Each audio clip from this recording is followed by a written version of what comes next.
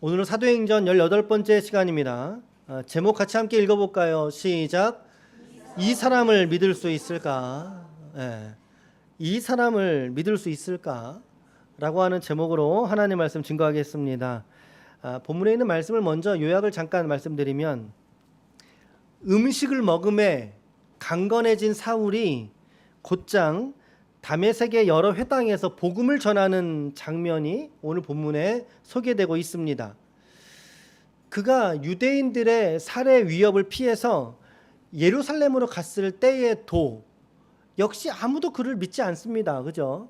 믿지 않습니다. 신뢰하지 못할 때에 혜성같이 등장한 한 사람이 있습니다. 사울을 정말 공동체 속에 넣어준 사람이죠. 누군가요? 맞습니다. 바나바입니다.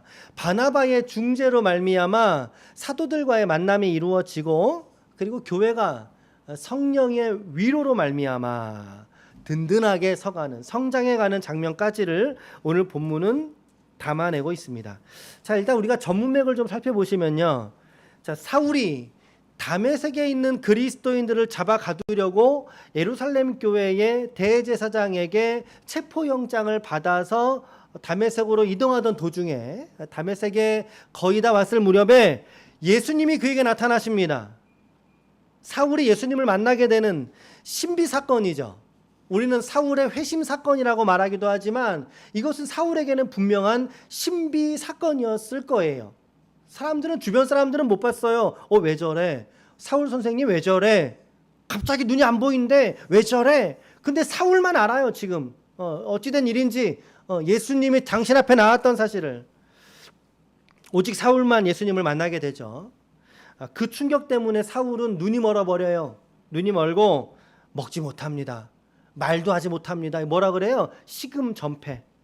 그 지경에 빠져버리게 되고, 다메섹에 있는 선지자 4글자 누구가 안수하게 되죠?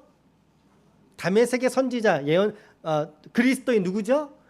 아나니아입니다. 그죠? 아나니아라고 하는 신실한 그리스도인을 통해서 안수하여 눈의 비늘 같은 것이 벗겨져 다시 보게 되는 기적을 경험하게 됩니다.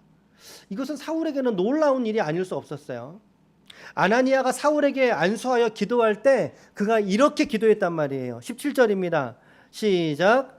아나니아가 떠나 그 집에 들어가서 그에게 안수하여 이르되, 형제 사울아, 주 곧 네가 오는 길에서 나타나셨던 예수께서 나를 너로 보게 하시고 성령으로 충만하게 하신다 라고 말했어요. 그러니까 아나니아가 사울을 향해서 했던 기도는 2가지의 기도예요. 첫 번째, 주님께서 나를 네게 보내셔서 너의 눈을 뜨게 하신다 라고 하는 기도와 함께, 그리고 그에게는 무엇으로 충만하게 하신다는 겁니까? 말씀에 성령으로 너를 충만하게 하신다. 여러분, 이 기도는 짧은 2문장인데 사울의 닫혀진 눈을 여시고 참된 진리를 깨달으라고 하시는 말씀이죠. 그리고 그 진리의 길을 걸어감에 있어서 인간 사울이 스스로 걸어갈 수 없어요. 그래서 성령과 동행하는 삶, 우리가 오순절을 지나고 있어요. 성령과 동행하는 삶, 성령과 함께 걸어가야 된다는 것을 암시하고 있는 그런 기도입니다. 이런 기도를 받고 즉시로 사울의 눈에 비늘 같은 것이 벗겨져서 삼위 하나님의 이름으로 무엇을 받았어요? 세례를 받고, 그리고 19절 전반이 어떻게 끝났습니까? 음식을 먹음에 강건하여지니라. 강건하여졌다. 우리가 지난주 말씀을 통해서, 지난주 제목이 혹시 뭔지 기억나실까요? 우리 인생의 비늘이 벗겨질 때입니다. 우리 인생의 비늘이 벗겨질 때, 즉 주님은 한 사람을 만나실 때에 그의 어떠한 계획의 실패, 충격이라 그랬잖아요. 충격요법이라 그랬잖아요. 실패를 통해서 하나님이 그를 만나신다는 거예요. 사울을 만나시듯이. 그리고 그를 새롭게 하신다는 거예요. 더 나아가 사명으로 이끌어 주신다라고 하는 말씀을 나눴습니다. 오늘 나의 인생이라고 하는 계획 속에 진리를 가리는 비늘이 혹시 내 눈에 덮어져 있다면 반드시 그 비늘이 벗겨져야 온전히 볼 수 있고 온전히 진리 되신 주님을 깨달을 수 있다는 것을 오늘 저와 여러분들이 믿음 안에서 받으시기를 축복합니다. 아멘. 맞습니다. 우리 인생에서 하나님은 비늘을 벗기시고 우리의 닫혀진 눈을 뜨게 하십니다. 나의 옳다 여겨지는 내 비늘, 비닐이 아니라 비늘. 나의 교만이라고 하는 내 비늘, 나의 의라고 하는 내 비늘, 내 경험이라고 하는 내 비늘, 내 돈이라고 하는 내 비늘, 내 건강이라고 하는 내 비늘, 그 비늘이 벗겨질 때 비로소 우리 그리스도인들은 온전한 진리 안에 서게 될 줄로 믿습니다. 아멘. 그래서 사울의 갈등이 이 회심의 경험을 통해서 해소가 되는 장면까지가 전문맥입니다. 지난주에 말씀을. 자, 여러분 지금 분명 사울이라고 얘기하고 있습니다. 사울은요, 여러분 보통 사람이 아니에요. 그러니까 상당한 지도자급의 사람이었고 당대의 실력자예요. 그 칼만 안 들었지 학문이라고 하는 칼을 들어서는 추종할 수 없을 정도의 실력자란 말이에요. 그러니까 그런 그가 회심을 했어요. 한때는 적장이었는데 위대한 적장이었는데 그가 회심을 해서 우리 편이 됐어요. 그러면은 우리 입장에서는 든든해요, 안 든든해요? 아유, 엄청 든든하죠. 그러니까 예루살렘 교회와 다메섹에 있던 신앙 공동체의 관점에서는 정말 든든한 후원군이 딱 이제 생긴 거란 말이죠. 하룻밤 사이에. 자, 그런데 말입니다. 사울이 회심을 했지만 그런데 정작 그의 앞에서 그를 기다리고 있던 것은 순조롭게 그의 일들이 풀려지는 것이 아니더라는 사실입니다. 아니, 회심을 했어요. 그 위대한 사울이 회심을 했어요. 그러면 우리 생각에는 어떤 일이 벌어져야 됩니까?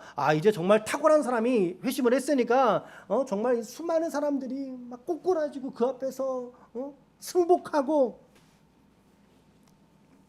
근데 그렇지 않다는 거예요. 놀랍지 않습니까? 교회의 실질적인 문제 중에 하나도 오늘 본문 안에서 우리가 살펴볼 수 있습니다. 변화된 사람을 공동체는 어떻게 받아들일 수 있겠는가라고 하는 문제에 직면하게 되는 것입니다. 이 다메섹에 있는 교회 공동체가 그랬고, 그리고 오늘 우리 교회 역시 같은 기도 가운데 우리가 나아가야 된다는 거예요. 만약에 우리 중에 누군가가 큰 잘못을 했던 사람이 있었어요. 근데 그가 자신이 변화되었다라고 말하면서 이 공동체 안으로 들여오려고 하고 있어요. 그럴 때 여러분들은 흔쾌히 아유 그래 얼른 들어와 라고 여러분들은 맞이할 수 있겠습니까? 그 사람을 지체로서 여러분들이 막 기쁘게 맞아들일 수 있을까요? 아주 단적인 예를 들어볼게요. 어떤 사람이 신천지에 넘어갔어요. 신천지에 넘어갔어요.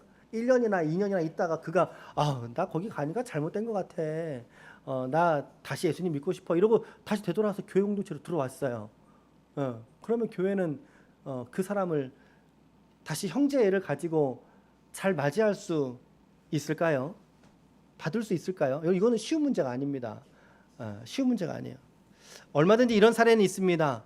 과연 공동체는 왜 자칭 변화된 사람들을 받지 못하는 이유는 무엇이었을까요? 오늘 다메섹 공동체도 마찬가지죠. 왜 이 공동체가 사울을 받아들이지 못하고 있었을까요? 무엇 때문에 못 받아들이고 있을까요? 두려움입니다. 두려움. 그렇죠? 의심입니다. 두려움이라는 거예요. 오늘 본문이 이것을 말하고 있는데, 자, 음식을 먹음에 강건하여졌다라고 말하고 있어요. 강건하여졌어요. 그리고 나서는 다메섹에 있는 제자들과 함께 며칠 있을새, 얼마가 기간인지 모르지만 며칠 동안 있었다. 자, 그런데 그 기간 동안에 사울이 무슨 일을 했냐면 20절입니다. 20절 시작. 즉시로 각 회당에서 예수가 하나님의 아들이심을 전파하니라. 사울은 주저함이 없었던 거예요. 예수를 그리스도라고 증거하기에 주저함이 없던 거 아닙니까? 아주 선명하게 그는 이제는 회심에 대한 경험이 있어요. 예수님에 대한 만남의 경험이 있어요. 예수에 대한 경험이 있기 때문에 더 이상의 어떤 주저함도 없이 뭐라고요? 시작. 예수가 하나님의 아들이시. 자, 우리 신앙 고백합시다. 시작. 주는 그리스도시요 살아계신 하나님의 아들. 그렇게 복음을 전하더라는 거죠. 여러분, 제가 곧잘 드리는 표현이긴 한데요. 예수가 하나님의 아들이라는 표현은요, 예수가 하나님이란 뜻이에요. 여러분 개의 자식을 개의 강아지라 부르죠, 그렇죠? 그 표현이 아니라 개의 자식은 개입니다, 그렇죠? 사람의 자식은 아들은 사람입니다. 그러면 이 문장의 의미는 뭐냐면 하나님의 아들은 곧 누구라는 걸 말하는 겁니까? 여러분 이거 사람들이 잘 생각 안 해요. 하나님의 아들이라는 표현을 그저 우리 사람의 아들과 같은 의미로만 받아들이는 경우가 상당히 많아요. 근데 성경은 분명히 말해요. 하나님의 아들이라고. 하나님의 아들이면 그는 하나님이신 거예요. 하나님이신 줄로 믿습니다. 사울이 드디어 이 진리를 깨달은 거예요. 그래서 예수가 하나님의 아들로서의 하나님이셔라고 말하더라는 거죠. 즉 사울의 마음은요 심히도 고무되어져 있는 상태예요. 좀 느껴지시나요? 좀 고무되어져 있어요. 좀 들떠 있거나 마치 우리가 예수를 처음 믿을 때의 그런 사람들의 일련의 반응들이 있지 않습니까? 기쁨과 감사가 눈물과 회한이 넘치는 어떤 그런 감정이 있었을 것 같아요. 그 감정으로서 예수를 지금 증언하고 있습니다. 그런데 사람들은 이 사울의 이야기에 어떻게 반응하죠? 아이고 그래 그렇습니까? 이게 아니에요. 21절 보세요. 시작. 듣는 사람이 다 놀라 말하되 이 사람이 예루살렘에서 이 이름을 부르는 사람을 멸하려던 자가 아니냐, 여기 온 것도 그들을 결박하여 대제사장들에게 끌어가고자 함이 아니냐 하더라. 그러니까 이 말은 무슨 의미를 담고 있습니까? 나 지금 사울의 저 말 믿지 못하겠다는 거예요. 믿지 못하겠다는 거예요. 자칫 바꿔 말하면 그에 대한 두려움이 있는 거죠. 두려움 때문에 믿지 못하겠다는 거예요. 또 저러다가 언제 또 가까이 갔더니 옳구나라고 하고 또 채워가지고 데려갈지도 모른다라고 하는 그 두려움이 있는 거 아닙니까? 그렇습니다.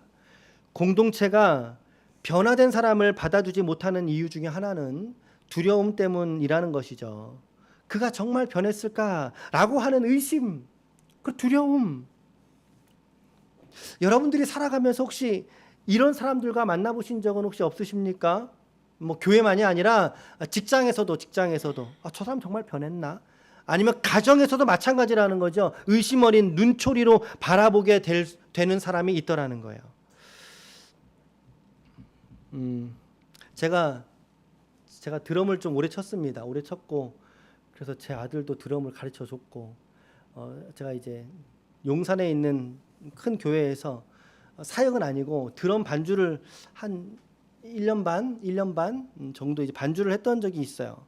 그 교회 목사님이 참 유명한 목사님이세요. 아마 여러분 이름을 들으시면 다 아실 만한 목사님인데, 근데 2010년께쯤에 성추행 논란이 좀 일어났습니다. 그래서 그분이 이제 목회를 좀 쉬시게 됐어요. 쉬시게 되면서 자숙의 기간을 거치고 이제 목회 현장으로 다시 복귀하게 되는데 한 1년 정도만 쉬고 오신 거예요. 1년 정도. 여러 의견들이 있었죠. 어떻게 1년만 쉬고 올 수 있냐. 정말 자숙한 거 맞냐. 한 5년이든 10년이든 좀 제하에 묻혀서 말씀과 기도에 전념하는 좀 그런 좀 시간이 있어야 되지 않느냐. 그렇죠? 자숙할 것 같으면 한 5년이든 이렇게. 근데 1년 만에 다시 복귀를 하게 되었어요. 그때 제가 들었던 생각이, 제가 잘 생각해 보니까 오늘 사울을 받아들이지 못하는 그런 이 그리스도인의 이런 불안한 감정, 이런 좀 의심 어린 감정으로 좀 그분을 보았던 좀 기억이 납니다. 나름대로 저에게는 좀 상당히 영향력이 있었던 분이시거든요. 또 같이 또 이렇게 존경했던 목사님인데 이런 죄와 연약함을 보게 될 때 참 안타깝다라는 거죠. 신뢰하지 못하고 공동체가 받아들이지 못하는 상황들, 물론 사울의 상황과 뭐 그분의 상황은 좀 틀릴 수 있지만 그런데 감정은 비슷한 감정이진 않을까라고 하는 생각이 들더라는 거예요. 그리고 교회는 어떻게 해야 될까요? 이런 갈등이 언제든 있을 수 있는데 이런 갈등 아래 교회가 처해질 수도 있어요, 분명히. 그렇죠? 그럴 때 교회는 어떻게 해야 될까요? 누군가의 중재를 통해서 화해와 연합을 이루어내야 된다라고 하는 것입니다. 자, 사람들이 사울을 받아들여주지 않아요. 심지어 사울은 양쪽 모두에게 다 인정받지 못해요. 유대교의 입장에서는 사울이 어떤 사람이에요? 유대교의 입장에서는 사울이 배신자입니다. 그렇죠? 배반의 사람. 그런데 그리스도인의 입장에서는 사울이 어때요? 당신의 전력이 있기 때문에 믿지 못하겠는 의심스러운 사람이라고 할 때에, 자, 사울을 바구니에 달아서 도피를 시키는 일이 있었어요. 다메섹에서. 그리고 사울이 예루살렘으로 이제 쫓아 올라가게 됩니다. 예루살렘으로 올라가게 되는데, 그때 예루살렘에 있던 교회에 있던 사도들도 다메섹에 있던 사람들하고 똑같이 반응하는 거예요. 나 저 사람 믿지 못하겠다라는 거예요. 그게 26절이거든요. 26절 시작. 사울이 예루살렘에 가서 제자들을 사귀고자 하나 다 두려워하여 그가 제자됨을 믿지 아니했다라고 되어 있어요. 못한 게 아니라 안 왔다라는 거예요. 여러분, 사울이 예루살렘에서 제사장에게 체포영장을 받기까지 사울은 예루살렘에서 활동을 했던 사람이에요. 그러니까 그 예루살렘 교회에 있던 사도들은 직접 눈으로 봤던 사람이거든요. 적어도 다메섹은 눈으로 보지 못했잖아요. 근데 그들에게도 거절을 당하더니 이제는 예루살렘 교회에 있는 사도들에게도 거절당하고 있는 사울의 모습이더라는 거죠. 여러분, 어떻게 해야 돼요? 사울 이대로 두면 될까요? 어떻게 해야 될까요? 그때 사울에게 혜성같이 등장한 사람이 있었어요. 그가 누구일까요? 그가 누가 등장했어요? 바나바라는 사람이었다. 바나바. 자, 27절을 봅시다. 27절 시작. 바나바가 데리고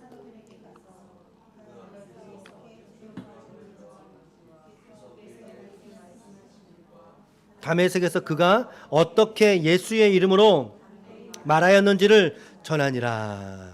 자, 이 구절은요, 성경에서 바나바가 사울을 처음으로 만나는 장면입니다.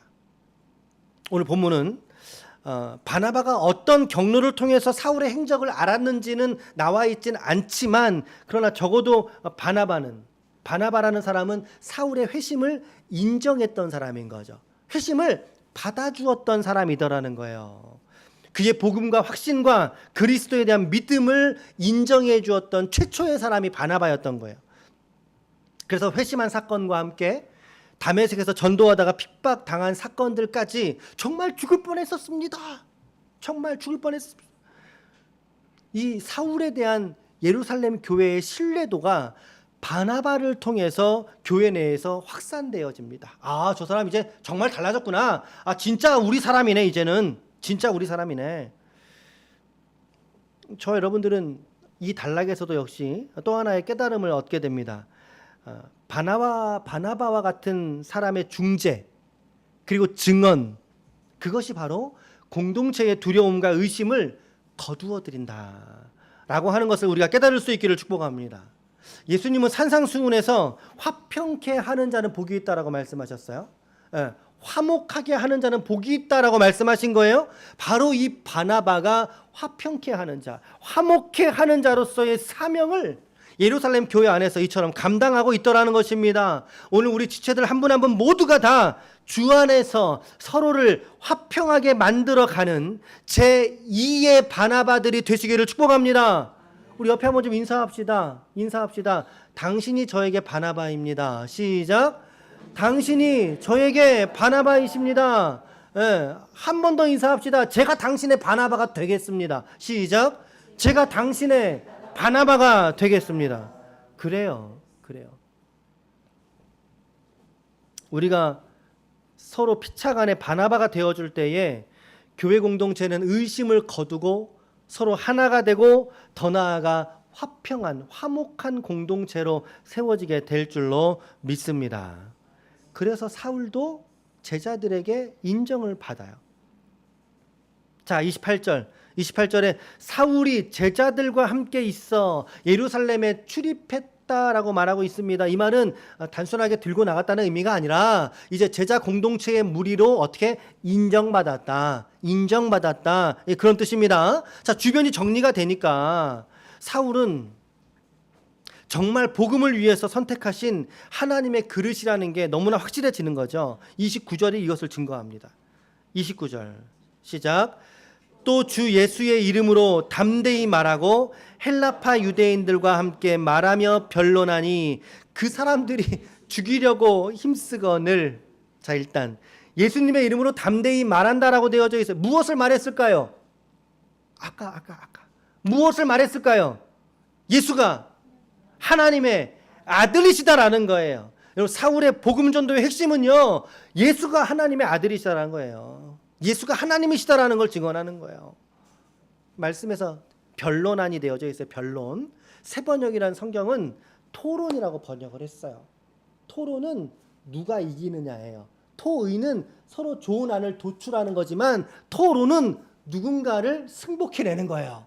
그러니 사람들이 사울을 이길 재간이 있을까요? 이길 재간이 없는 거예요. 이길 재간이. 정말 이 복음을 믿지 않는 자들에게 사울이 충실하게 증거했다는 거지요. 그러니 유대인들이 드글드글한 예루살렘 성 안에서 사울을 어떻게 봤을까요? 정말 꼴사나운 사람이 되고 말지 않습니까? 사울이. 예루살렘의 제사장들에게서 체포영장을 받아서 의기양양하게 다메섹으로 갈 때는 언제더니 이제 와서 저 사람들의 편을 들어 이런 죽일, 이게 된 거예요. 이런 죽일 사람. 다메섹에서도 죽일 위기가 있었죠. 그래서 광주리에 달아내렸다고 표현하고 있는데 예루살렘에서도 그를 죽이고자 하는 계략들이 줄을 서서 있는 겁니다. 사울을 그냥 둬서는 안 되겠다. 그러니 이제 주변의 교회 공동체 지체들이 사울 선생님, 형제요, 지금 여기 있을 게 아닌 것 같네. 잠깐 좀 피신하고 있으게. 그래서 그를 보낸 곳이 오늘 성경에 어디라고 나와 있어요? 어디로 보냈대요? 오늘 말씀에 다소로 보냈어요. 다소에다가 좀 적어 놓으세요. 사울의 고향 이렇게 적어 놓으세요. 예, 다소는 사울의 고향이에요. 다소 사람. 그래서 사울은 다소에서요 약 10년가량 무명의 시간을 보내게 됩니다. 무명.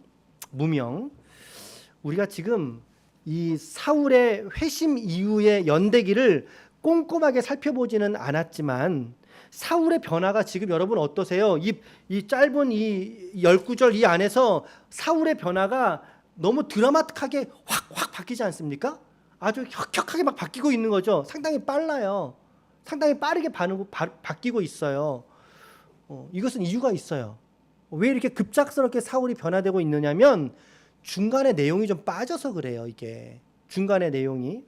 사울은요 회심하고 난 이후에 곧장 아라비아 광야로 갔다라고 말하고 있어요. 아라비아 광야로 가서 3년간 지내게 되고 다메섹으로 돌아온 이후에 핍박을 받아서 예루살렘으로 오게 된 것이고 예루살렘에서 핍박을 받아서 다소로 가게 된 것이고 다소에서도 10년의 시간을 보내게 됩니다. 그래서 사울이 회심한 이후로 우리 13장으로 넘어가면 사도 바울과 바나바의 선교 1차 여행이 나오죠.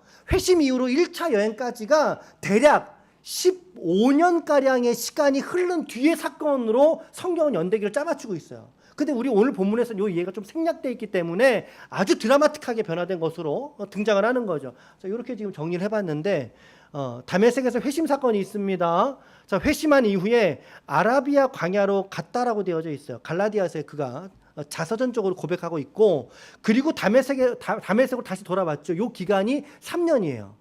아라비아 광야에서 3년 있다가 마지막에 다메섹에 왔는지 아니면 1년 있다가 2년 동안 다메섹에 있는 기간을 합쳐 3년이라고 말했는지를 몰라요.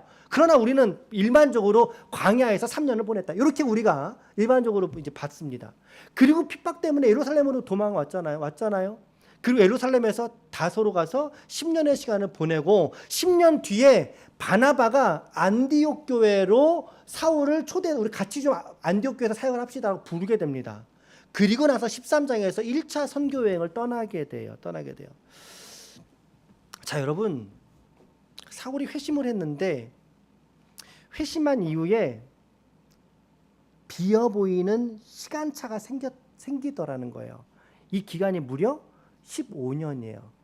사울이라고 하는 사람이 자기의 이름을 내리고 보낸 시간이 15년이라는 거예요. 약 15년.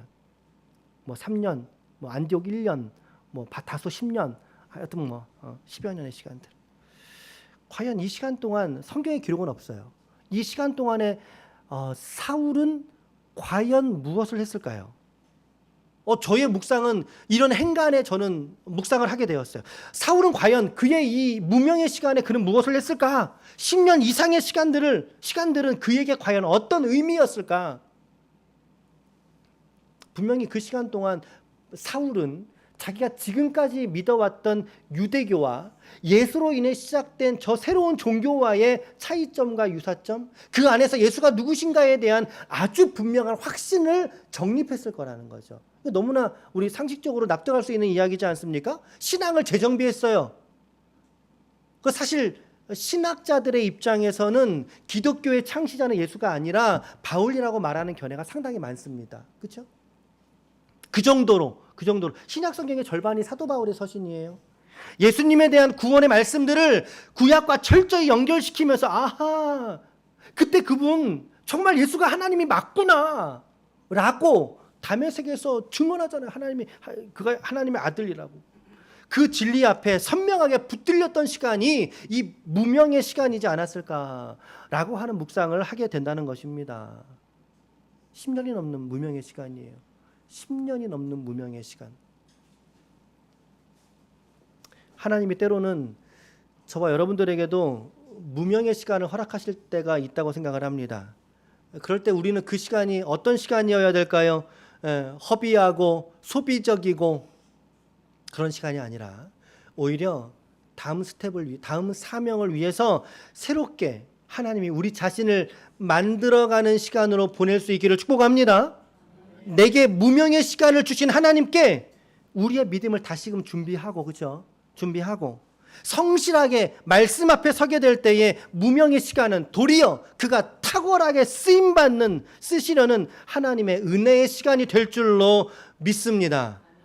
아멘. 아멘. 자, 이렇게 공동체 안에 불신이 사라지고 서로가 연합하고 하나님의 뜻을 이루어가고자 초점이 맞춰지게 될 때 어떤 역사가 벌어지게 됩니까? 31절입니다. 31절 시작. 그리하여 온 유대와 갈릴리아와 사마리아 교회가 평안하여 든든히 서가고 주를 경외함과 성령의 위로로 진행하여 수가 더 많아지니라.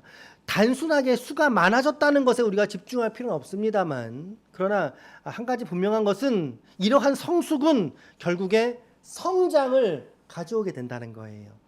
한 번 더. 이러한 공동체의 성숙은 공동체의 성장을 가져오게 된다는 거예요. 오늘 우리 기쁨의 교회도 우리 교회와 성도들의 성숙이 곧 우리를 성장시키시는 하나님의 영적인 과정인 줄로 믿습니다. 우리 교회와 성도들의 신앙 성숙을 위해서 함께 기도하는 지체들이 되시기를 축복합니다. 아멘. 자, 해설은 쭉 말씀을 드렸습니다. 자, 이제 본문의 말씀에서 우리가 이번 한 주간 동안 좀 붙들어야 될 기도의 제목들을 좀 찾아보고 마친다면, 첫 번째 기도는 이런 기도를 제안드립니다. 우리 주간 기도 시작. 내 바램과 다를 때에 찾아오는 고난을 이상히 여기지 않고 믿음으로 감당하게 하소서. 지금 사울에게는 이처럼 다가오는 고난들이 시기적으로는 적절하지 않아 보이지 않습니까? 아니, 그렇게 그리스도인들을 핍박하다가 회심했으니까 하나님 입장에서 얼마나 땡큐 오케이예요. 그래 알았어, 이제부터 너 마음대로 해봐 한번. 그래서 막 기회를 주시면 얼마나 좋아요. 근데 그렇지 않다는 거죠. 인간적으로 볼 땐 상당히 섭섭한 내용이잖아요. 예수님 저를 그렇게 그리스도인 죽이겠다고 하는 저에게 찾아오셔서 저를 만나주시더니 이런 고난을 또 당하게 하십니까? 이런 거 아닙니까? 그의 일들이 순탄치 않아 보여요.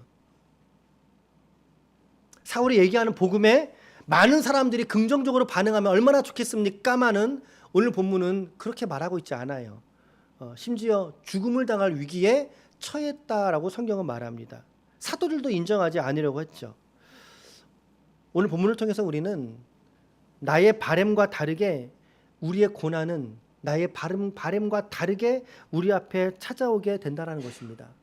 그럴 때 우리는 이거 이상하네, 왜 하필 지금 고난이야? 라로 대처해서는 안 된다는 거죠. 오히려 바울이 로마서 말씀에서 이 고난에 대해서 이렇게 이야기를 했습니다. 로마서 5장 3절에서 5절인데 다만 이뿐 아니라 우리가 환난 중에도 즐거워하나니 시작 이는 환난은 인내를 인내는 연단을 연단은 소망을 이루는 줄 알미라. 그러니까 결국에 환난은 무엇을 이루어요? 맨 마지막에 소망을 이루는 거예요. 소망을 이루는 거예요. 이 진리를 깨닫고 알고 있었기 때문에 그는 그의 바람과 다르게 찾아오는 고난을 버틸 수 있었던 것이죠. 야고보서 1장 2절부터 4절 말씀 같이 한번 읽어보겠습니다. 야고보서 1장 2절로 4절 시작. 내 형제들아 너희가 여러 가지 시험을 당하거든 온전히 기쁘게 여기라.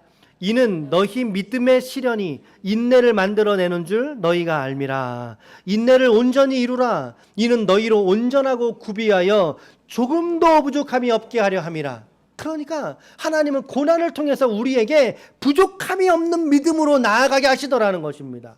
동의하십니까? 그러면 우리는 논리적으로 기쁨이 우리에게 찾아올 때 그럼 우리는 어떻게 해야 되겠어요? 그렇죠.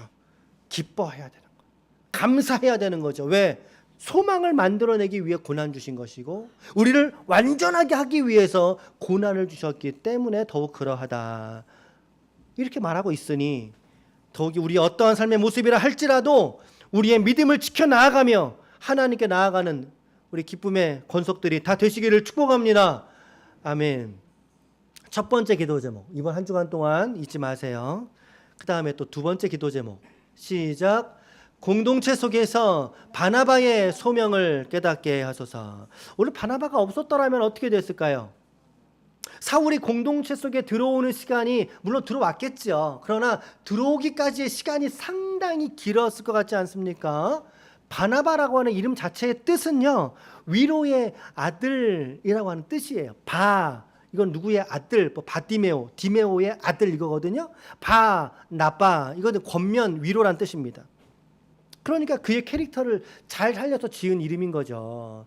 위로의 아들이요, 권면의 아들입니다. 그래서 바나바는 사울을 공동체에서 연결시킨 중재자였지요. 또 1차 선교여행 갔다 와서 마가 요한이 중간에 탈락하지 않습니까? 그럴 때 2차 선교여행을 가자 그럴 때 사울은 마가를 안 내리고 간다 그랬어요. 기억나세요?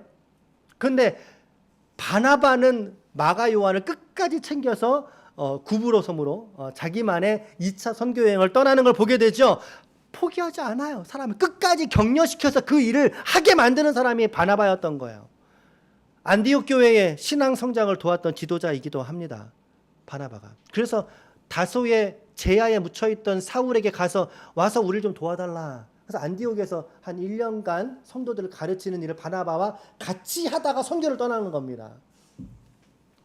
오늘 우리 공동체 속에 더 나아가 여러분들의 가정 속에 직업과 사업장의 현장 속에 오늘 이 바나바가 반드시 필요합니다. 이 바나바가 오늘 저와 여러분들이 되시기를 축복합니다. 여러분들의 가정 안에서 바나바가 되시기를 축복합니다. 가족들을 서로 화해시키고 서로 연합시키는, 직장에서 동료들을 결집시키고 힘을 북돋아줄 수 있는 그런 바나바의 부르심을 이번 한 주간도 묵상하면서 더불어 순종하면서 실천할 수 있는 한 주간이 되시기를 축복합니다. 바나바의 소명을 깨닫게 하소서. 이따가 우리 제가 이거 말씀 나눔지 같은 거를 잘 안 했었는데 우리 또 청년들도 아마 우리 이따 식사하고 나서 좀 나눔을 하려면 뭐가 있어야지 나눔을 할 거 아닙니까? 그냥 잘 지냈어 이것만 하면 그렇잖아요. 그래서 또 우리 또 하보미 집사님이 청년 교사로 또 좀 섬기시는데 좀 어떻게 하면 좀 도와드릴 수 있을까? 그래서 집사님도 말씀하시고 해서 청년 말씀 나눔지 이런 거를 좀 준비했어요. 청년들에게 맞는 컨셉에 청년들은 조금 좀 길고 그리고 우리 장년부는 그러면 어떻게 하면 좋을까 생각을 하다가 청년부도 만들었는데 장년부도 만들자 생각을 해서 작년부터 이렇게 말씀 나눔지를 좀 준비를 했어요. 작년들은 간단해요. 한 장이에요. 조금 더 좀 편안하게 하실 수 있도록 준비를 했습니다. 우리 이따가 이런 거 말씀 나눌 때에 우리가 바나바에 대한 이야기들을 좀 생각해 보고 또 결심하고 내가 누군가에겐 바나바가 되고 또 누군가에게는 또 누가 바나바가 되고, 이런 것들을 좀 이야기 나누는 시간을 가지려고 하거든요. 여러분들 일상과 삶의 자리에서 오늘 부르심을 따라 바나바의 사명을 감당할 수 있는 한 주간 되시길 축복합니다. 형제를 화목케 하는 바나바가 되시길 바랍니다. 혹시 뭐 가족 안에 불화한 가정 혹시 있으십니까? 불화한 가정 있으세요? 여러분들이 화목케 하는 자가 되어야 됩니다. 화평케 하는 자가 되시기를 축복합니다. 아멘. 자, 두 번째 기도 제목까지 보셨고, 이제 마지막입니다. 세 번째 기도 제목은 시작. 무명의 시간을 신앙 성장의 시간으로 여기게 하시고 사명을 준비하는 시간으로 보내게 하소서. 앞서 말씀을 드렸듯이 사울은 회심 후에 아라비아 광야로 갔습니다. 광야에서 3년을 보냈어요. 아이고 참, 광야에서 3년을. 모세가 광야에서 40년을 보내지 않았습니까? 예수님도 광야에서 40일 동안 시험 받지 않으십니까? 광야라고 하는 곳의 의미는 하나님이 준비시키시는 시간이에요. 누구에게나 다 있어요. 이 시간들은 하나님이 준비시키시는 시간, 광야와 같은 시간. 주변에 아무도 없어요. 나와 하나님과의 관계만 짙게 남아있는 시간들 뿐만 아니라 그는 고향으로 낙향하게 됩니다. 그 고향 사람들은 어떻게 생각할까요? 아이고 저 친구 성공한다고 예루살렘으로 가더니 아이고 고향으로 왔는데 그리스도인이 됐다고 하는가 봐. 얼마나 사람들에게 고향 땅에서 얼마나 외면받았지 않겠습니까? 예. 그에게는 무명의 시간이에요. 무려 사도 바울, 사울이 이제 바꿔서 이름을 바울이라고 한 거니까 사울이 10년이 넘는 시간을 보내게 됩니다. 그 시간, 사울에게 그 시간은 어떤 의미였을까?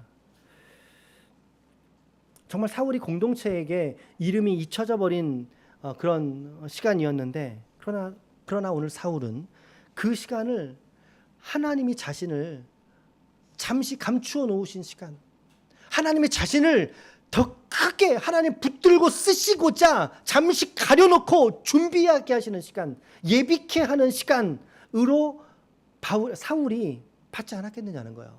그런 시간으로 보냈지 소비적으로 보낸 것이 아니라 생산적으로 보낸 거였겠죠. 방탕하며 보낸 시간이 아니라 규모 있게 시간을 보낸 거겠죠. 부르심을 위해서 준비하게 하시는 시간이었다. 오늘 저와 여러분들도 우리 각자의 삶에서의 이처럼 무명의 시간을, 광야에서의 시간을, 외면의 시간을 하나님이 보내게 하실 때도 살다 보면 반드시 겪습니다. 우리가 그럴 때의 그 의미를 찾아야죠. 그 뜻을 찾아야죠. 그것이 뭔가요? 하나님이 예비케 하시더라, 이 말입니다. 하나님께서 준비하시는 시간, 주님이 일하시는 시간으로 내가 제야에 묻혀 있을지라도 여전히 하나님의 계획과 시간은 흘러간다는 것을, 그 하나님을 우리가 믿음 안에 고백하면서 우리의 삶을 살아낼 수 있기를 축복합니다. 누구에게나 무명의 시간은 반드시 찾아옵니다. 그 시간을 어떻게 보냈느냐에 따라서 하나님이 어떻게 쓰시느냐가 갈려지지 않겠습니까? 하나님의 손에 붙들려 쓰임받는 저와 여러분들이 되시기를 축복합니다. 아무쪼록 오늘 말씀에서 누가 이 사람을 믿을 수 있을까? 그렇죠.